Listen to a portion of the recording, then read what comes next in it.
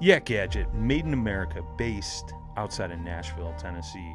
Yak Gadget offers all kinds of storage accessories, quick mount motor mounts, anchor systems, track mounted accessories, even paddles. Go to yakgadget.com and get your kayak decked out for your next trip out on the water. The 153 Bait Company, based in Troy, Ohio, make everything from plastics to custom painted hard baits. Hook 'em hard and hook 'em often. All of our baits are made to order and all of our hard baits are hand painted to order. So go to the153anglers.com to place your order today.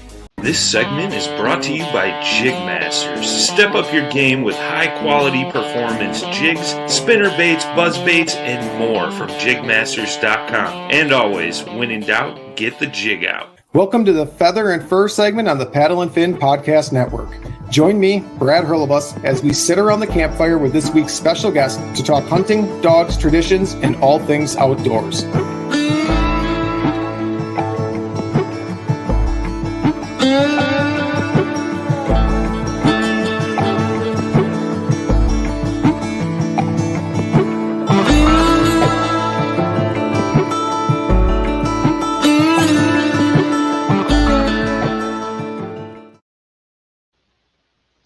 Welcome back, everyone, to another episode of Feather and Fur.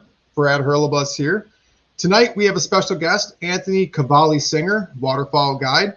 But as a quick side note before we get started, when this broadcast airs, it will be my first bass tournament of the year in the boat. So wish me some luck because I have nothing put together for a pattern at all.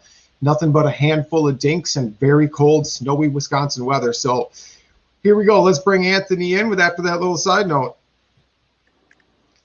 Welcome to the show, Anthony. Good to be here. Thanks for having me. Absolutely. So we met through social media like everybody these days, really. Common interests and everything. And you're a waterfowl hunter, guide, upland bird hunter. How did you get started in hunting? Was it a family thing? Did you take it on yourself, late onset? A little bit of both, actually. So my earliest memories are of hunting are watching my grandfather actually reload shotgun shells when I was 3-4 years old. He was a professional trap shooter in Oregon, and where I'm originally from is Portland, Oregon. And I used to watch him sit in his reloading room and just pump shells out of that mech reloader, and look at his armoire of guns. And eventually, it kind of was a natural progression. I got into trap shooting. I shot a little skeet as well. I started shooting competitions when I was about 10 or 11. And I competed pretty well. And my grandfather wasn't an avid outdoorsman, but he liked to pheasant hunt quite a bit. And so he took me on my first pheasant hunt in Eastern Oregon when I was 10. I shot my first rooster there, and I was pretty much hooked. I was really fortunate to have a lot of mentors along my path. So during middle school, I actually had a 6th grade teacher by the name of Mr. Ernst, and his son was my age as well. And they grew up on a 80-acre farm in Faribault, Minnesota, which is south central Minnesota. And I ended up shooting my first duck there when I was 12 years old. And I'd hunt there once a year until about high school, and my dad's job moved me around to a couple different states. And I'd still go back every year to go hunt with them on opening day here in Minnesota. And it just kind of took off from there once I got my driver's license, which I was in Texas at the time. So, yeah, 5 states, my whole childhood. I think it was 8 different schools I went to, 3 different high schools. But it allowed me the chance to travel around, meet new people, and hunt with new people, hunt in different states. So by the time I got my driver's license in Texas, I was driving down to the west end of Galveston Island, shooting redheads on the coast. Just eating it up, and it just took off from there. And I've been, logging 40 to 50 days of just duck hunting every single season, plus the, extra 20 or so of goose and another probably 20 of pheasant hunting. So, that's a grind. Yeah, it's definitely become an addiction. By January, I'm ready to call it quits and just sleep. That wasn't go hibernate like a bear. Right. And that was until this year when I ramped it up actually at the end of January and headed down south and guided some snow geese. So, yeah. That's quite the resume. To think about it, like your family kind of introduced you, but when you met a teacher along the way, and then you got your license, and that really you kind of built that up on your own. What was it like hunting the coast? Like that had to have been so different. Like, did you have any mentors when you were down in Texas to hunt the coast, or did you just kind of just jump right into them saltwater flats and the backfish brays? No, I had a good buddy who had a house down there. His name's Ryan Buckley. I still hunt with him every year as well. He comes up. I'm currently in Minnesota, and he'll come up from Texas, and we hunt together.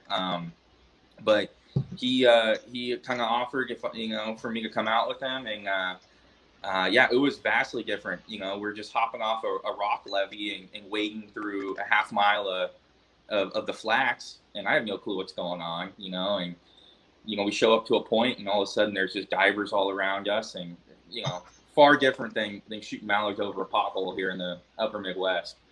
All right, so I've been to Texas once or twice, never to the coast. I'm like, my first thought is there's got to be gators.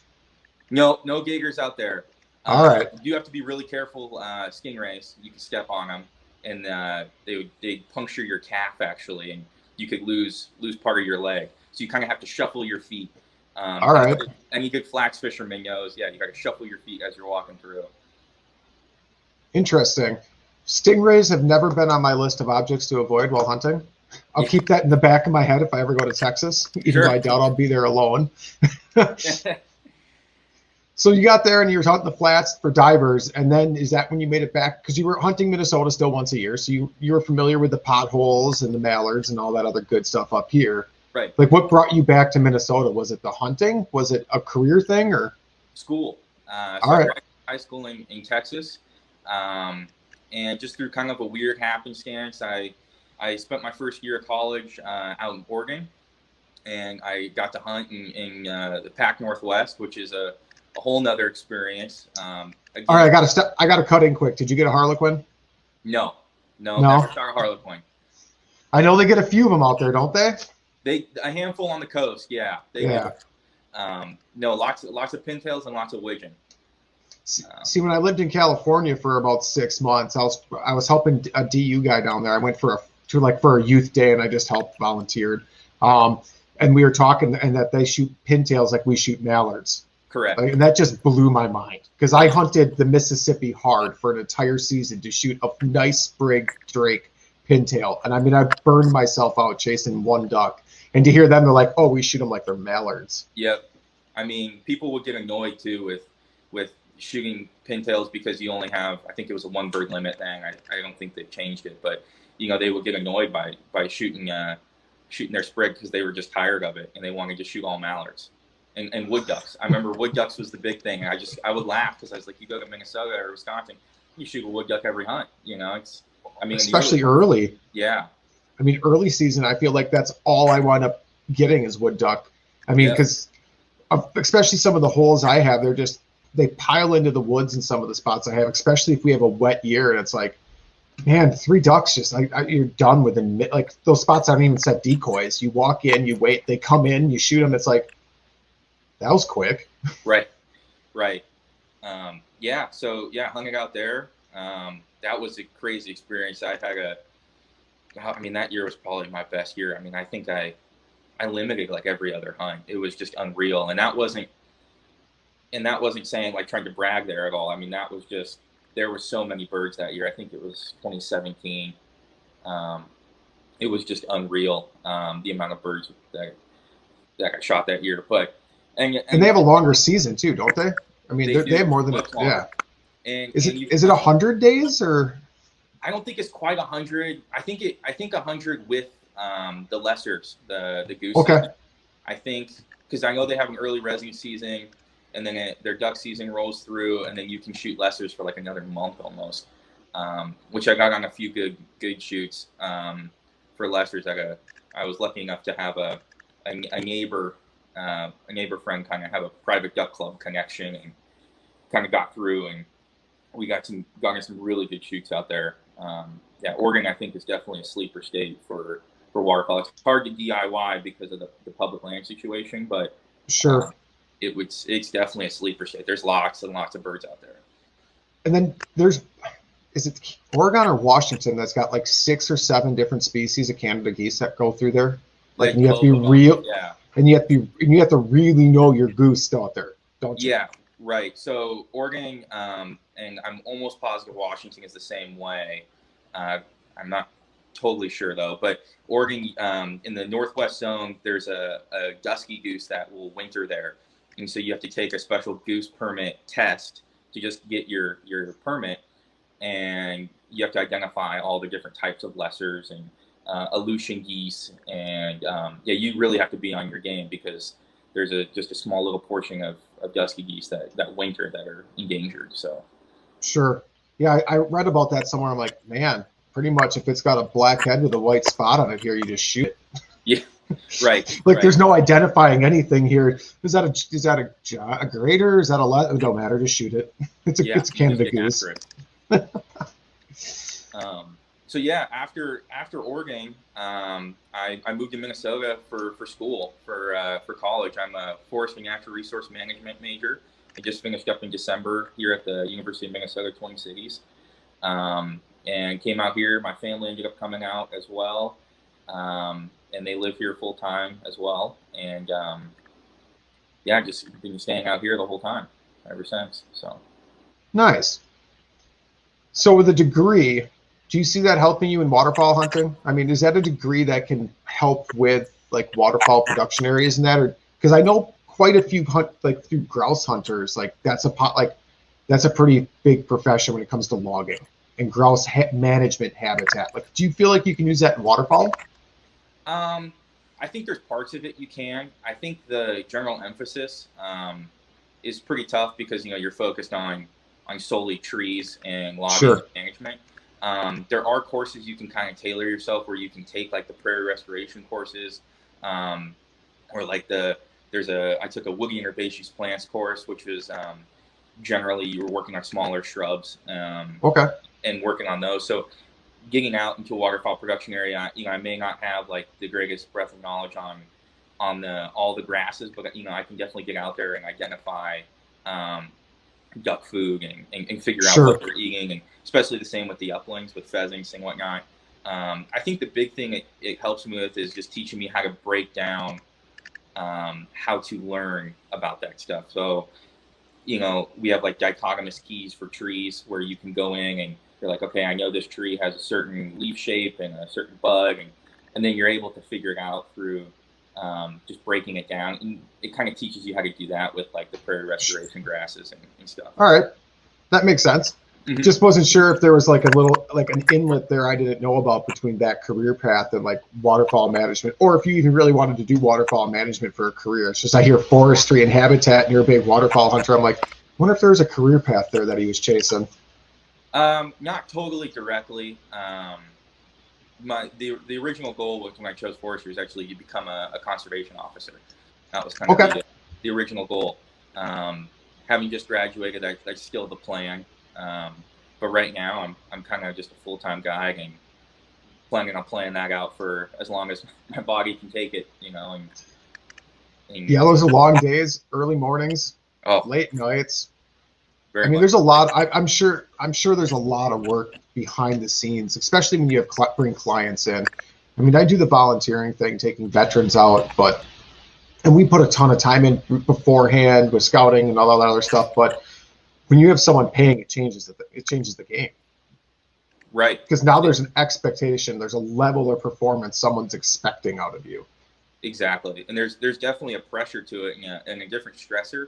I know a lot of guys that have quit guiding because it kind of ruins it for them. It becomes a job and it's not the enjoyable hunting experience that they used to have.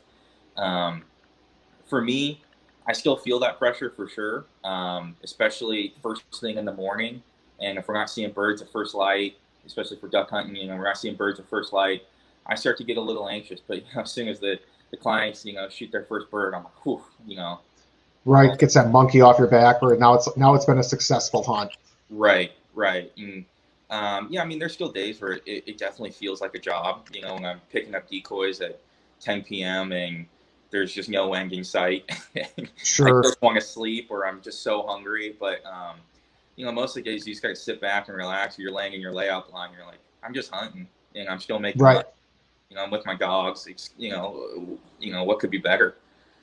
I mean, you got a good point there. I mean, for those 60 days, I'm assuming Minnesota also has a 60-day season. Yep. I mean, for those 60 days of ducks, you're chasing those birds with your dogs. And granted, you don't know all the people in the blinds, but that doesn't necessarily matter because for me, it's more about the dog most of the time anyways. Sure. So, I mean, you get to watch all those milestones of the dog and watch the training progress and just watch those retrieves and watch them build confidence. And that's just a great thing to experience as well. Yeah, very much so. It's pretty cool to be able to bring your dog along, and I work with mine quite a bit. I run them in hunt tests in the summertime. I know you're a pointer guy, but in the retriever world, the hunt tests are a pretty big deal and a good standard. Well, I started with the lab. I mean, Oh, I just went to a griff. No, I worked closely with an HRC when I first got my lab because I rescued him and he was rehomed him at 9 months and he had no obedience at all. And I'm like, okay. I don't even know where to start. Like I was lost. I'm like, I don't even know. So I started working with an HRC, Fox Valley Retrievers, Okay. and they're like, let's just start over like it's a puppy, and that's what we did. And he turned out to be a great dog. But I'm familiar with HRCs and the hunt tests. Sure. I never chased that circuit. I trained just for my dog to be for me, and I completely respect the hunt test circuit. I just fish a lot in summer, so. No, that's fair. Yeah, for me, it's not that I chase the ribbons. A lot of guys chase the ribbons, which is totally fair and cool if you want to do that. And for me, I just like to use it as a standard to see how my summer training is going. Because I work with them almost every day. In the heat of the summer, it might be 3 to 4 days a week. Sure. But to get out there and then they hunt as many days as I do. So shoot, I mean they're probably logging. I mean this last year I think they logged 70 days in the field of just waterfowl hunting, and not to mention all the upland hunts that we've done. So to get out there and see them during the season, especially when I'm guiding, and by the end of it, I mean, they're just so in tune. I open up the kennel in the back of the truck, they're just boom at heel. We walk, they hop into their little Momarsh blind or on the stand, and it's just game time. And, having the clients kind of walk by and just kind of be amazed. And I kind of laugh too, because a lot of times the clients will go to pet them and, my dogs are completely friendly, but they don't really crave the attention because they know it's business. Sure. And, right. It kind of cracks me up there at the towards the end of the season, especially because they're just all game time and they're ready to roll. So the clients aren't necessarily as receptive. That's not working so well. I was going to share a picture of the pup, but that does not want to work out like at all. Let's stop that. There we go. All right. Well, that didn't work. I don't know what's going on there. We'll blame my internet connection. Thanks, TDS. But no, what kind of dogs do you have? So I have 2 labs. All right. One black lab, it's my female, Annie. She's 3 years old. And then I have a silver lab, which I know there's a controversy between if he's a Weimaraner mix or if he's a true lab or what have you. Personally, I don't really subscribe to either argument. He picks up the birds for me and does it well. He's my male, Henry. He's 4 years old. All right. So yeah, my female is quite a bit smaller. I kind of laugh because I attribute both of them if you've read where the red fern grows. Big Dan, Little Ang, they're pretty similar. My male dog's a big, hard-headed, super athletic male, and he'll just run through a wall to go get a bird. My female's a little bit savvier. She's cleaner on the hunt test side, runs cleaner blinds, while my male's more of a meat dog. But both of them get it done. They just have their own kind of way of doing it. So yeah. And that's always nice. That's always fun to watch too, especially when you can see like, I wouldn't say one dog. Well, I'll say it. One dog might be a little smarter than the other, and say, Sure. I kind of know how the current in that river is going to work, and I can just. It might not be a perfectly straight line, but I'm going to grab this bird here rather than swim straight to it, type of deal. And it's interesting to watch how dogs work sometimes that way. Yeah, I agree. I mean, it definitely helps, having both, and I run them both together. Okay. And so having both, it saved me a lot of steps, especially. And I mean, I can't tell you how many birds we would have lost, especially during the snow goose season. I mean, we hunt in flooded rice fields that are about knee to thigh high down there in Missouri and Arkansas, and how many, snow geese would sail 300-400 yards, and Sure. there's no way I would not, or there's no way I would have found those birds if it wasn't for the dogs. So Right. So flooded rice fields. Are you hunting over like hundreds of floaters then, or what do you got going on there? We use tall stakes. So the Okay. flooded, depending on the rain situation, and I mean those stakes are just a muggy mess during that time of the year. Some fields, we had like 2 or 3 fields that were actually somewhat dry, which basically the ground would just be tacky at that point. But the rest of them, you could be walking in, I say, average about 6 to 12 inches of water, and then the rice would come out of that, up to your knee or thigh. What was the bottom consistently like there? Was it pretty Gumbo soft and mud. muddy, or was it Just the thickest mud you could imagine. and how many decoys were you running on average? Every spread, we set 15 fields. Every spread was 2,000 socks plus 8 vortexes, and a handful of full bodies in and around the actual blinds themselves. So That had to have been miserable. yeah, when we would set every single the first week, and we have to go set every field, and I mean it takes 2 guys 6 hours to set a field, so you can do the math. It would just, I mean, we were staying up, we were setting fields into the dark, using the ATV lights to try to light our way, which would usually look kind of funny. And the next morning when you go to hunt it and you see a bunch of string of decoys off to the side, I wonder why. Because I mean, with snow geese, you got to chase them. You're not just setting up these 15 fields and then you just stay there. No, we would. So the operation that I worked for, he's been doing it for 20 plus years in that area. Okay. And so what we would do is he would do the chasing before the season actually and find the flight patterns. So we would set up on bigger roosts, which would usually be wildlife refuges or game areas, skate game areas that were non-huntable. And then he would kind of find their flight pattern off to the south of each area, where they were going either along a river. They follow ditch lines really well down there, just kind of weird happenstance. They just will follow these ditch lines, and we would just set up these traffic fields and just run bigger spreads than everyone else. Got it. Yeah, I mean, we would still pull. I mean, we weren't chasing fees like a lot of the guys are, but we still had plenty of our 200 bird days. So that's crazy. I mean, I just thinking about the shotgun shell shortage, trying to shoot 200 birds in a day. Yeah. I mean, how many clients on an average snow goose hunt? 8. 8? Okay. Yeah. So we would try to run 8. Sometimes the guys would book their whole field, so we only have like 3 or 4 guys. And depending on the guys, and if they had magazine tube extensions, where you could shoot 10 plus 1. I'd like to have more guys in the field, especially if we have a good day. I had a few days where, again, not naming names or anything, but there was a couple of clients who come out and they booked the whole field for themselves. And there was 2 guys. It was 2 guys. They booked the whole field. They barely shot a gun. They had only duck hunted once in their life. And I mean, we were just covered up in birds since shooting light. And I think they shot like 4 in a 6-hour hunt, and it should have been a 70 bird day. And so Sure. It actually helps having more, especially if you got a bunch of killers in the blind. It's Well, that's kind of what I was thinking, especially with those type of numbers of decoys and things like that. And just if you got 2 poor shooters and that's all you have, I mean, they got to get frustrated too. I think so. I know I would. Yeah. And it doesn't help too. You're 4 birds, and then you're missing. Shoot, they probably missed 50, 60 birds, and it was just terrible, to be quite honest. That was a rough day. That's when it felt like work. When I was working with them. And then I'm assuming guides don't shoot with you. You guys don't bring guns, or? No, we do bring guns. Okay. Because with the snow goose game, it's the culture of it is a lot different than guiding for honkers or guiding for ducks.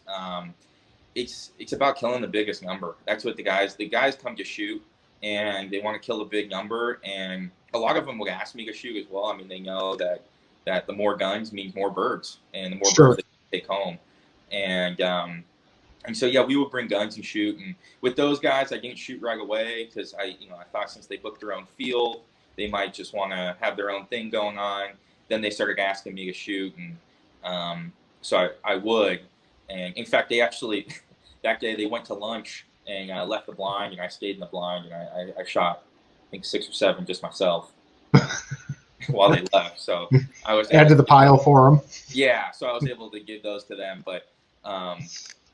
Yeah, the more guns, and especially I've had some clients that can really shoot, and that takes the pressure off. But it just makes it so much more enjoyable. Sure. When because especially with waterfowl hunt, you may only get 2 or 3 flocks in a day, and those flocks may make it. Right. They make the day, and if you only pull one out of a flock of a dozen geese, then really that skates your hunt. And if you're you're 10 out of the 12, and that's a whole different story. So especially if you're hunting that right time of season where you haven't had a big push, it's a lot of locals. You might only get 1 or 2 flocks of 8 to 12, maybe 15 birds in those smaller flocks, and if you don't hammer on both them groups, you're not leaving with a limit. Right. No, you're totally right. Another thing too with snow geese is you got to think it's a conservation season. You're not. A lot of times with ducks, if I don't have the right pass on them, I'll let them go, especially if they're locals, because if you just keep banging on them, they're going to leave, and then think about it long run. And so with these snow geese, though, a lot of times the guys weren't confident with taking those tall shots, and snow geese, I don't know if you know, but they decoy vertically, so they'll be up on top of you and cycloning down, and they'll hover above you a lot of times at 60, 70 yards, and if you have a extended choke and you're shooting BB, you'll be able to knock them down, but you just got to be comfortable, especially if you have a group of 10 guys all shooting at once. That would definitely do it, but you got to be comfortable taking those tall shots. So clients that weren't, really kind of put a damper on the hunt, because maybe that day it was a rainy, cloudy day, and they're just picking your blinds apart because there was no shadows or anything, and you're gonna have to shoot them at 60, but they didn't want to. That makes it tough. Makes it really tough. Yeah, it's different. That's a completely different game. It's not like duck hunting the potholes where you want them feet down, or if you're layout blinds hunting a cornfield for geese and you want to land that first flock while the second flock's working in, and you got birds within 10 yards. It sounds like from everything I've seen with snow goose as well, it's a completely different game and animal. It is. I mean, it was a steep learning curve for me. I mean, calling the shots just drastically different. Because like I said, they're just right on top of you. And you just can't be afraid. I'm not saying take, crazy shots where you're just going to wound game. I mean, they're still a game bird, and you still have to protect for life, but you got to be willing to really kind of extend out your range a bit and take a poke at them. Makes sense. I mean, very common term in our industry is spy busters during during regular waterfowl season, where you see people in the marsh that don't know what they're doing and they're taking those long pokes. But snow goose, it sounds like it's a little different. I wouldn't call it sky busting because you're choked differently too. You're using different loadouts and different gun, where you're set up for them long shots, but you have to be prepared to take those long shots. Yeah. And that's probably the biggest gripe. Like, I think if you talk to any waterfowl guy, or probably any guide in general, is shooting. Not just like setting up to take long shots, but you get a lot of guys in and that this may be their one hunt, this year, or this may be their second hunt this year, and they only hunt once back home or something, and their shooting is just not up to par. And I've had quite a few clients, come to me after a hunt and they're like, "Oh, I know it was a slow game." I'm like, it really wasn't a slow game. It was just you missed all of your opportunities. And like I said, you may only have a couple opportunities, and you missed, and I can't do anything about that. And that's kind of the frustrating part. Is usually it's the shooting. Yeah, I've done one guided hunt. That was when I first started, and I actually did a layout hunt on Lake Michigan. Okay. Which was complete. At that point in time, I'd been shooting a lot of traps, so I was a better shooter then than I am now. I would say I'd admit for sure. But it was humbling out there. Like, it was really hard for me to judge distance out there, and the guides are in a tender boat 200 yards away. So it's kind of like, oh, are they close enough? I don't know. And they kept saying, they're like, wait until you think they're close enough, then wait longer. Is all they could pretty much say at that point. I mean, we had two-way radios, and they'd be like, take them. And I'd be like, okay. Like, I thought they were still way too far away. So it's kind of a learning curve, but you hit those shots. But I'll admit I missed plenty, and I didn't hold that against the guides, because you can tell they worked to get us on birds, because while we were set up, they had two tender boats. The other tender boat took off, and they were out scouting, trying to see if there's a better spot to set up at the same time. I mean, you can't ask for more. Right. I mean, as long as you're on the birds and, and trusting the guy, knowing when, when they say to call a shot. Like, I had an experience, I think it was last fall, where, I had a group of guys come in, and we were hunting a spot for honkers here in Minnesota, and we weren't too far from the road.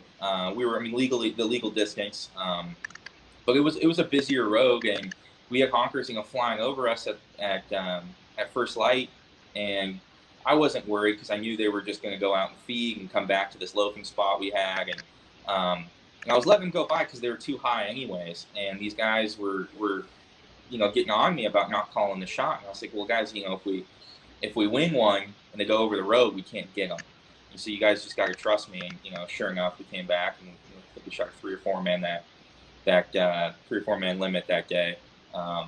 Just a couple hours later than they would have liked. But I think the big thing is trusting your guide, and if the guide's worth any salt, they'll know when to call the shot. I mean, that's the biggest part of it. I think one of the biggest parts. And a lot of thing that they don't think about is the amount of time you guys spend scouting. I know how much time I spend scouting just for me to hunt ducks. I can only imagine your crew and the amount of time you put on. So the flight patterns of these birds. You've seen them before. They're going to come back, or they have every other day. So you're confident enough to say we can let them go. They are going to come back. Yeah, and the other thing too is if we hunt a lot of the same spots, and so I already have areas measured out. Like, I'll measure them out. Like, I'll pull up Onyx and measure out an area. So I know if a goose swings in this way, he's going to be at 55. I know if he's this high over this treetop, he's going to be at 60. So like, I have everything measured out prior to it, so I know, like, as soon as they cross that checkpoint where I'm like, okay, he's crossing that third aspen tree on the right, I'm about to yell take him, Sure. And that's how I do it personally, just so I don't have to think as much. But yeah, I mean, we're there almost every day scouting, and we, like I said, we hunt a lot of the same traffic fields, or even the same feeds over and over again over the years, and we know these areas, we know how they're going to react, especially the service I guide for in the fall. We're so close to the cities, and these birds are really patternable. So just trusting us, and we'll get you on them. So for the guiding, like, what's your equipment setup normally? Are you doing a lot of field hunts? Are you doing a lot of boat water hunts? Like, for me, it's I would say it's probably 60-40 water to field. I get put on the water spots mainly because I have dogs. I think there's okay.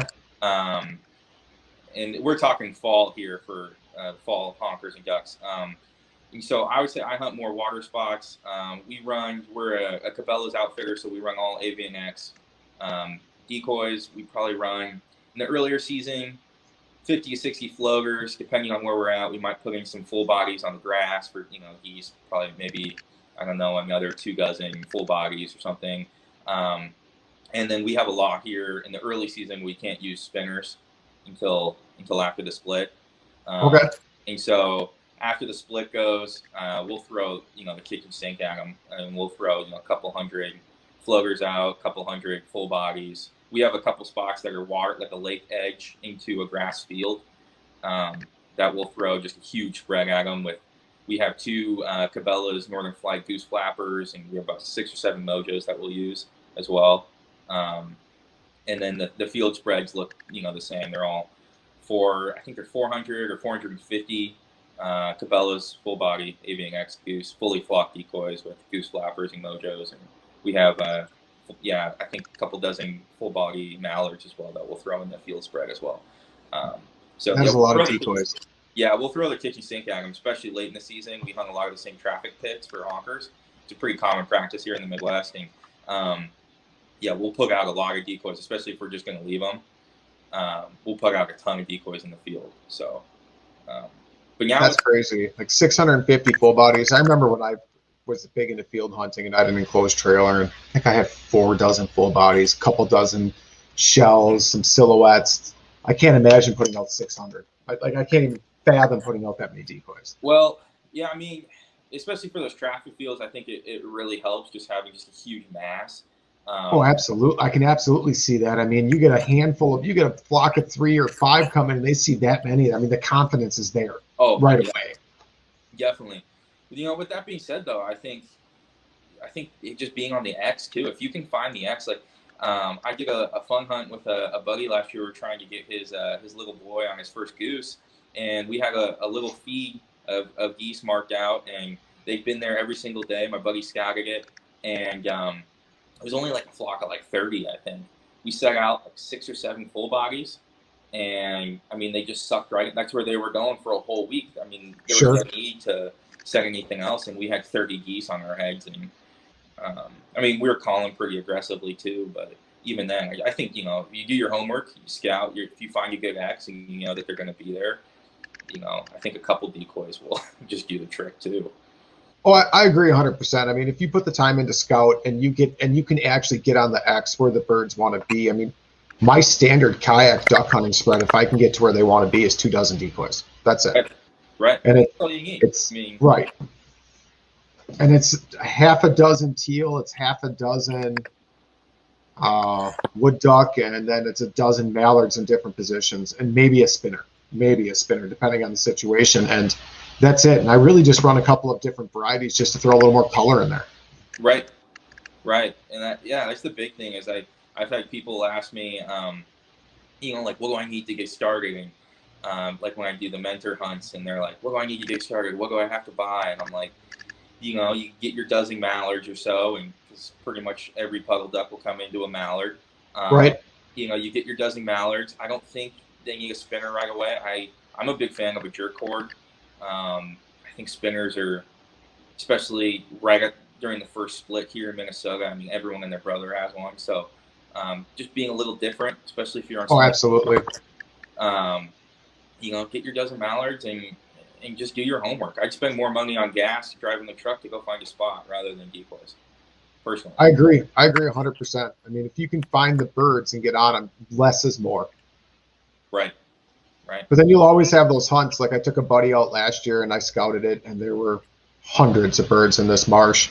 And the marsh has some pressure to it, but there's this little creek arm that comes up into this pothole that you can barely get a 15-foot canoe into. Like it takes 2 people twisting it through the reed channels. Like it's work. No one goes up there. It's work. So I'm like, we're going to go up there. There's all these ducks. It's going to be good. We watched hundreds of birds fly around us, and not one would come to us. Not one. Well, yeah, and that's funny. Right. I've watched 1,000 birds come off a roost, you know, to our, you know, hundreds of Canada full bodies, and they won't even give us a look. You know, it's just like some days the birds just wing, and they need to. Right. You know? Birds gonna wing some days. I mean, I told him, I'm like, I have a pretty good feeling. I got a pretty good feeling. I know we're going to see birds. And that's the most birds he's ever seen hunting because he just started last year. Right. But, man, I couldn't get anything to turn. Nothing. I mean, no call, spinner, no spinner. We had one missed opportunity because we were working a flock to our right, and we had 2 Drake mallards coming from our left, hit the water, and take off before I could even recognize, like, what just happened over here. Yeah. And he saw him coming too, and he didn't shoot him. I'm like, what are you doing? He goes, well, I thought you would call the shot. I'm like, no, man, I didn't see them. They're in the water. They're in the decoy. Shoot them.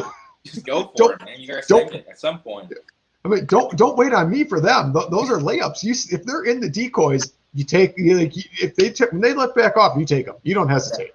Right. Well, I tell my clients that too. I say, hey, you know, it's early light. I can't see everything. I can't see. I say, if you're confident you see a duck laying in the decoys, just, you know, have it. You know, don't wait for me on, especially during the early light, because these wood ducks will buzz in. You never know. I agree. And that morning, we had one hen mallard come in right away and just drop in and just sit there for 5 minutes, and that got me all amped up. And he's like, and he's new, so I'm like, I don't care if he shoots a hen, whatever. But I'm like, no, let's save your hen. And it was 2 hens anyways last season, but I'm like, save the hen as an oops. Like, just, I'm like, I got a good feeling if we already got mallards, drop it in, and it was just crickets. Right. Totally miscalled that one. Yeah. It does, but then you'll have those hunts where you have no confidence in. You're like, you saw some birds, and it just turns out to be like this amazing, like everything works out in your favor. Yeah, no, that. I had one of those last year. I had my buddy Ryan from Texas that I was talking about earlier, and a buddy of mine, Noah, and we do a duck camp every year up in northern Wisconsin, northwest Wisconsin, and I got permission on a little beaver slough, and we scouted like all day. We're trying to find these birds, and we're finding like your pockets of a dozen or so, and just nothing really worth setting up on. And all of a sudden, it just starts snowing hard, and we're like, well, let's just take an evening hunt in. They act a little crazy in the snow, so we check out the beaver slough I got permission on. I think we saw 2 dozen birds. I'm like, all right, we go down there, and like 50 or 60 ducks just get up out of the cattails. I'm like, okay, this could be interesting. We're setting up at 2:00 in the afternoon in this snowstorm. I think we ended up shooting like 14 ducks or 13 ducks or something like that in an hour and a half, all over, all at 10 yards. I mean, it was just unreal. And it was all widgeon, gadwall, teal, stuff that we normally don't get up in northwest Wisconsin. Nice. And yeah, it was just epic. And we hung it for like an hour and a half, and then the snow stopped and the birds stopped flying. And we're like, well, we're not going to push our luck. We're just going to get out of here. Right. Clean birds. So I'm guessing that had to have been around Halloween. It was right. Yeah, it was right before Halloween, or during that crazy snowstorm that we had before it got super warm. Yep, because I was in Phillips for grouse camping in my camper. Oh man! So how did that affect the grouse hunting? Was it good because you had fresh snow, or no? It got so cold so fast. From what I could tell, they just pretty much roosted all day. They'd come down to feed and go right back to the trees. I went from that because I was up there that entire week. I got up there the weekend before. I was up there solo that week until Thursday when I had my grouse camp buddy come up. I was averaging 30 flushes-ish a day. Wow. He got up there and we went to 2 to 3, and it was 2 of us now with 2 dogs, and we went to 2 to 3, 4 flushes. What the crazy part was, the woodcock became phenomenal, and I figured they would fly right through there. If you could find a pine tree with some low-hanging branches and some snowless ground, almost everyone had a woodcock. Really? Yeah, I figured the woodcock would be gone, but no. And the grouse, what we did find for grouse is they went from flushing really wild just because of how much pressure was in northern Wisconsin this year. With the Canadian border closed, I've never seen so many grouse hunters up there from out of state. Every day I saw 4 to 7 different license plates from different states, and the ones I'd stop and talk to and chit chat with, I'd say 75% of them were like, well, we normally go to Canada, but Canada's closed, so we came here. Wow. During that, go ahead. I was just curious. So it's almost like the woodcock, like the storm just hit them too fast, where they had to stay in one place and they couldn't migrate. That's kind of what it seemed like. Like they just kind of that or pushed down in the snow, and the snow had stopped and the north wind had stopped, and they pushed them that hard and they needed a break, and we just happened to wind up in that time frame right there. But everywhere you found ground without snow, you almost found a woodcock. Really? That's awesome. That's crazy. So did you hunt the warm up after then? I did make it back up to central Wisconsin a couple times through that later warm up, and I got on birds, but I wouldn't say I was happy to have 1 flush a day where I was hunting, because it was only with an hour and 20 minutes of Madison. I mean, I was central Wisconsin. Like, I was nothing anyone would ever consider being grouse country. And that one day and 2.5 hours, I actually flushed 5 birds. Wow. I'm like, this is phenomenal. Like, this is awesome. I was hoping to find 1 a day is what I was hoping to find. And to flush 5 that one day, and I had a couple other good 2 or 3 bird days, and it was such a short drive. I'm like, this is worth it. This is absolutely worth it. Definitely. But the grouse during that cold snap went from flushing wild to holding ridiculously tight, like super tight, to where we had dogs like miss them under trees and circle back when they'd catch the wind on, like catch like a swirl of the wind and point them. And you could see our footsteps for less than 5 yards from that tree, and they never moved. Wow. It was real, like to the point where like my buddy Steve's, his dog circled back and he goes, "At least your dog hunts in front of you." And he went to go get his dog, and she would not leave point. And he got there, and sure enough, he flushed a grouse. And we're like, and you could see our footprints right next to this blowdown. Man. It was like they went from just these wild flushing birds and finding tons of them to barely finding any, and then holding as tight as woodcock. It makes you think that, like, how many you walked by then, right? I mean, tons. How many the dogs missed. And my dogs, I rescued her at 6. She is a rescue, and she does good, but I was thinking about that trip afterwards, and all I wanted was my lab. I love my Griff to death. I do.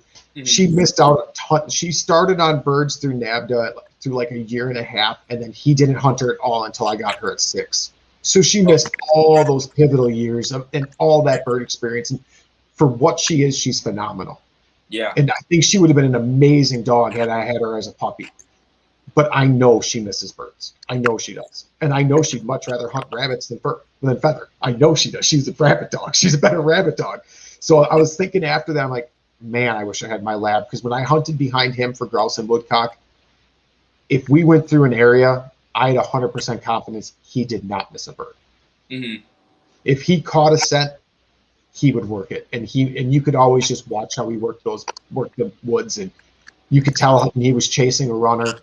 And I just never see my Griff chase a runner like that. Like she will, but not with that intensity and focus. Like she'll lose track of it and like get sidetracked and like go off and do her own, like go start hunting scent somewhere else where I'm like, what just happened? I know there was a bird running. I didn't see it flush, like get back on the scent. And like my lab would have just been laser focused on that bird until he found it. Yeah. Well, there's something to be said for a dog's nose in the sense of, what you can teach them and what, I mean, they just have naturally. And I don't know how important overall a dog's nose is in general. But I think every now and then, like you said, you just get a bird that's a runner and, like my male dog, and I'm not trying to disparage my female or anything, but my male dog's nose is just something about it. Like he can just find any bird in the county.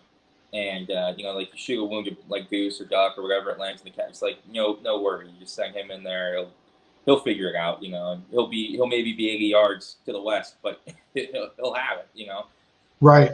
And that was my lab. Even in the thickest, nastiest pine swamp, if we would have wing of grouse and it would go in there, I had no doubt he would find that bird. He would find it. He had kind of a hard mouth at times. So depending on the retrieve, it might be missing some few feathers occasionally, but he would find that bird. Whereas I have to really get my Griff to focus on hunt dead in order to even get her sometimes to help me find the bird, even if I know I shot it. Like I can watch it fall and like know a general idea and get her there.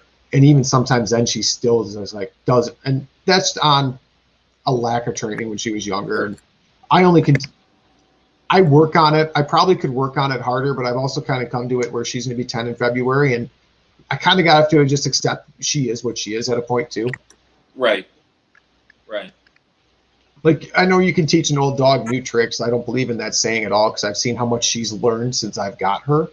Uh-huh. But I think we just started too late in the game for her.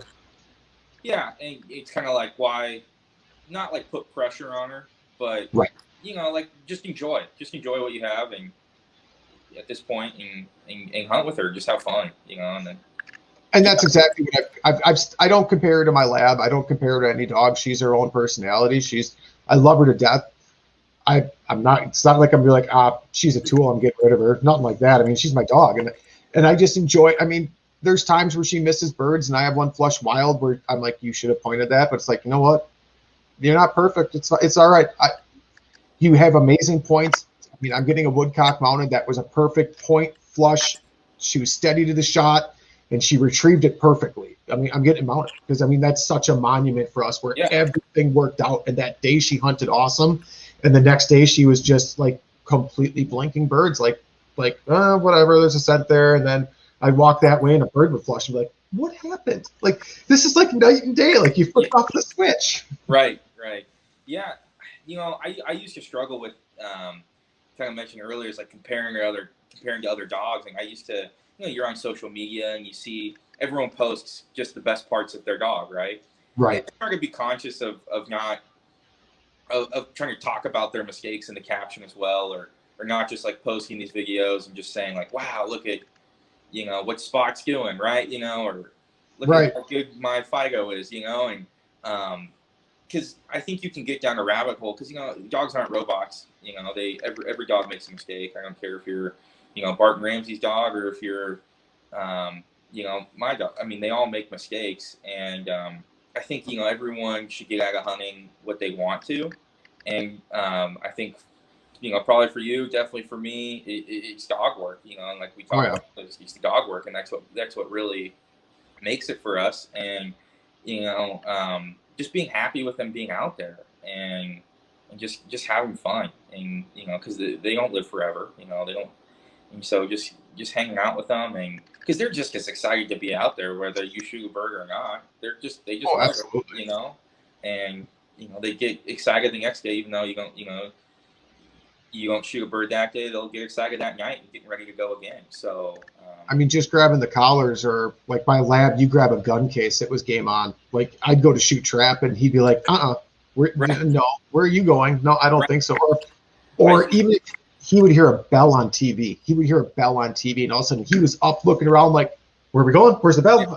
It's upland hunting time. Let's go. Right. I have all my gear in the basement. And so if the basement handle I live in an old home, so the basement handle has a very distinct noise to it. And if they hear that, you can hear them ripping around the house because they know I'm going down to go get my wagers and my decoys and whatnot. And it's just, it's just about being out there and enjoying it with them and not caring. I used to be way too hard on my dogs, and I still am. I still have a standard of obedience, of course. And when I'm guiding, especially, it's like these clients are paying for this.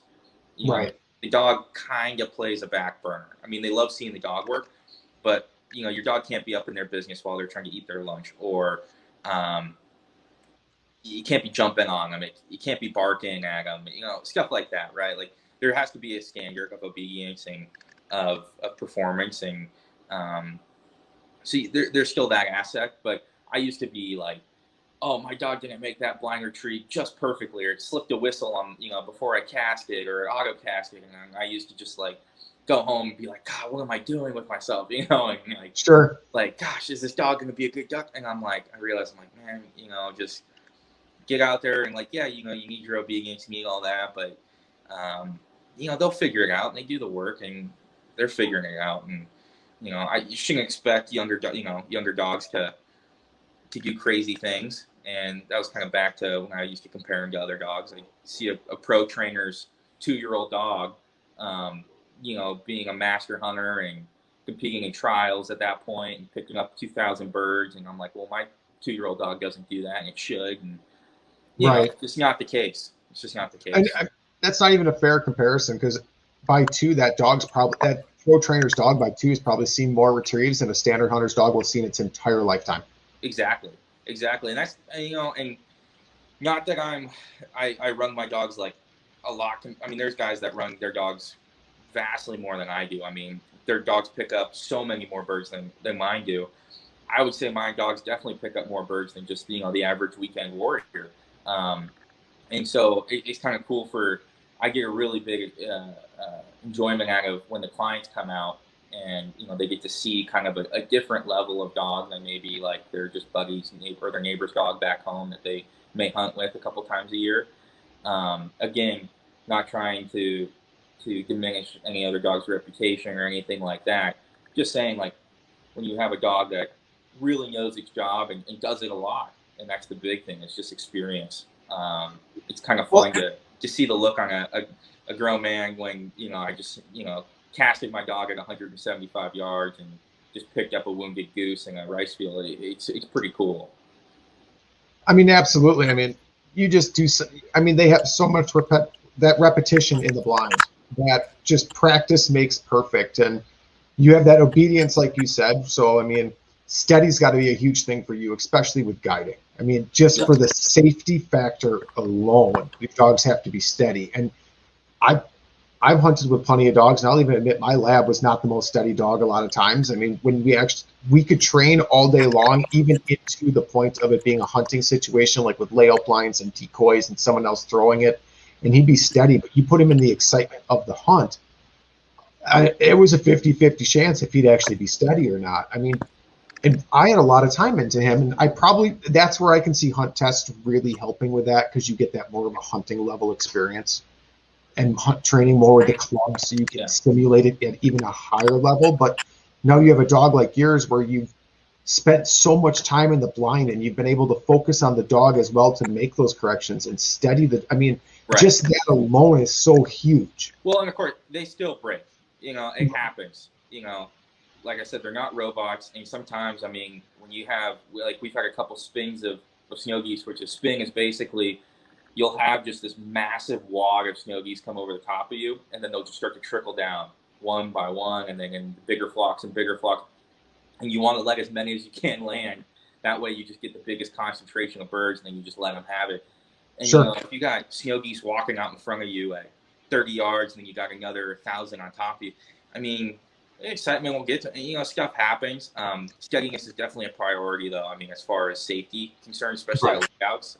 And my dogs are steady. Of course, they break every, my female is less inclined to break, and she did last season, and it happened, once or twice, but, like, I was there to correct it, and nothing was, unsafe.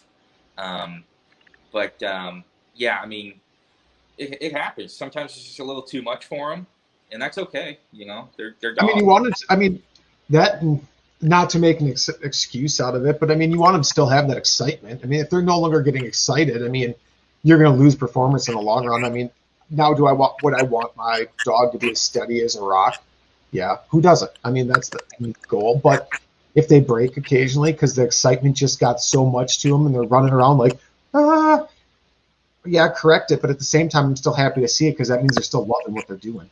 Right, exactly. And like, I actually remember when my female broke, because she never broke in her whole career before, and I just knew, I was like, I'm just waiting for her to. She's going to at some point. And we had hunted for, I think, 10 hours at that point. We started at 6 a.m. or 5 a.m. and we're almost to the end of our hunt, and we hadn't shot a bird. We'd sat in our layouts the whole day, had not shot one bird, hadn't even had a bird close. And all of a sudden, this little lone Ross goose comes over the top, circles for like 15 minutes. Okay, finally, I just yell, take them, and 10 guys sit up and unload on it. And the bird died, and I literally popped my layout blind open to go say one of their names, and she just bolted out. One just grabbed it. And I was just like, oh. She waited patiently for 10 hours. It happens. No big deal. No. Well, do you have anybody you want to thank? Any sponsors or anything shout out your business, whoever you want to let us know who you guide for. And I currently guide in the fall for First Flight Finishers out of the Twin Cities. We're a good operation. We're all within the metro area, so if you live in the metro area, we can get you on a lot of half-day hunts and get you back to work. There's a lot of openings, so call my boss. If you go to the First Flight Finishers website, you can find the booking number. As for the springtime, a guy for New Outdoors, NEU. Fantastic operation. Like I said, he's been doing it for 20 years now, and they'll get you on birds, and you'll get on them. He guides from Arkansas, Missouri, up to South Dakota, 2 parts of South Dakota, Yankton and Crestbard. So give him a shout if you're looking to kill snow geese at any time in the spring.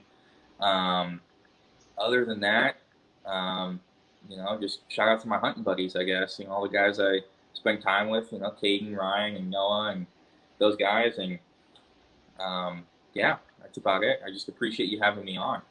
Oh yeah, absolutely, man. How can they find you on social media? I mean, Instagram, of course, and Yeah. If you want them on, if you Instagram. friend request random people on Facebook, go ahead. I have a Facebook. I don't use it as much. Instagram is the number one way. I just share a lot of photos of my dogs, to be quite honest.